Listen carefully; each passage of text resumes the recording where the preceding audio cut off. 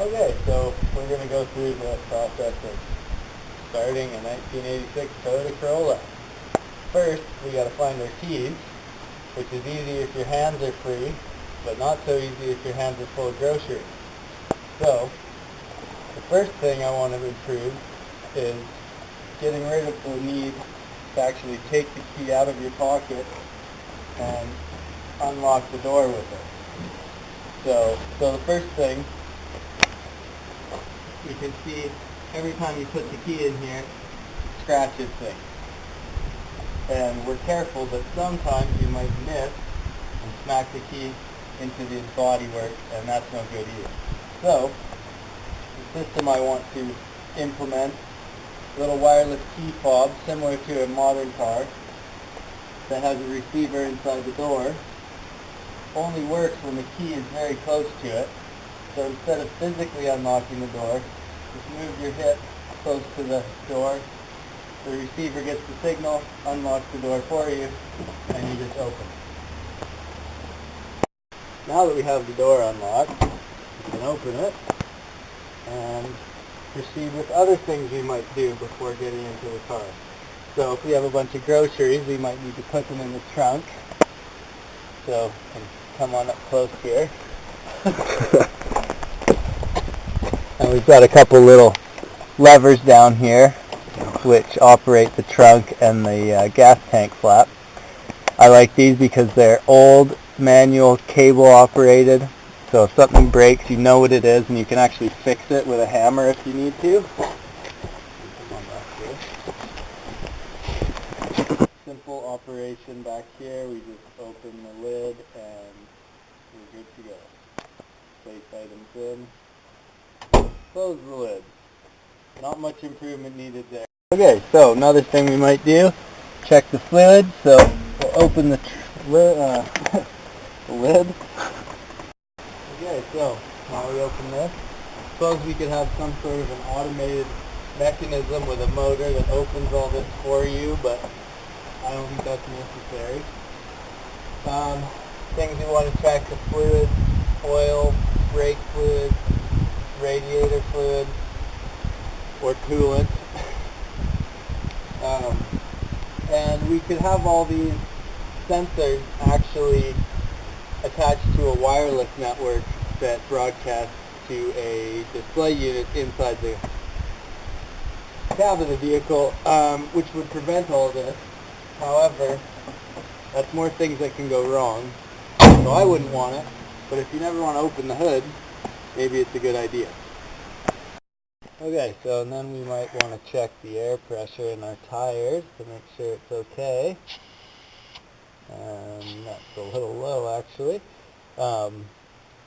We have to do this manually, of course, but it would be fairly easy, and there's already systems like this available, to install wireless pressure sensors inside each tire, which send to a receiver inside the cab, which displays your real-time tire pressure all the time and gives you a warning if it is too low.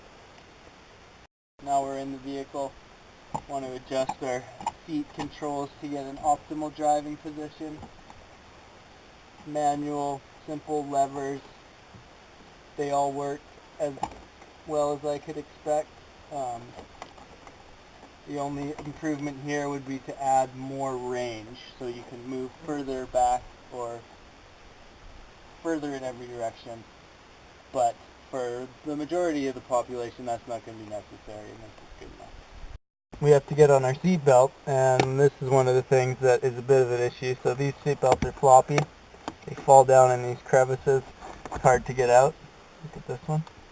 So in here, you can go down there, and you're trying to get around. So a little bit more of a reinforcement, or a little hook maybe up on the side. Some way to get this up and ready, easy to get with one hand. You can see these could be extended a little further, and that might do the trick. Okay, so we can adjust our rear view mirrors, selecting the left or the right one, and then adjusting with this. That's nice and easy. Rear view we can just move with our hands like this. It's easy. No troubles there. We could have some sort of dimming feature for when there's a bright vehicle behind you. We're in here, we have our seats adjusted, everything is ready for driving. You can see all our mirrors, our windows are up and everything. So put the key in here, and this is one of the systems we could also improve.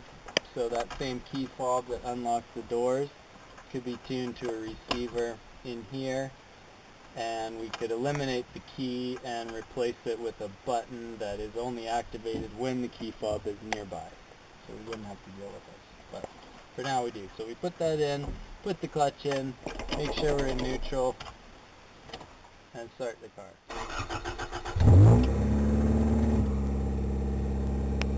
So now the car is running, and we can adjust our vents if we need to. Simple dial, very intuitive, easy to use. You can reach everything because the car is very small. Then we might want to turn our lights on with the switch over here,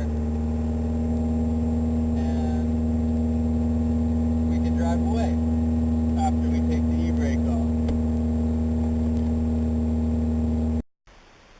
When you're driving along, you got both hands on the steering wheel, and it starts raining, you're in the middle of a corner, and you've got to turn on the wipers. You have to take your hand off the wheel and reach over here to turn them on, and push it in if you want it to actually spray wiper fluid. So that's not ideal. I don't want to be removing my hands from the steering wheel if I can avoid it. So a redundant control just for the spray and wipe, maybe a button on the steering wheel, so you can just reach your thumb over and press that button to activate the wipers.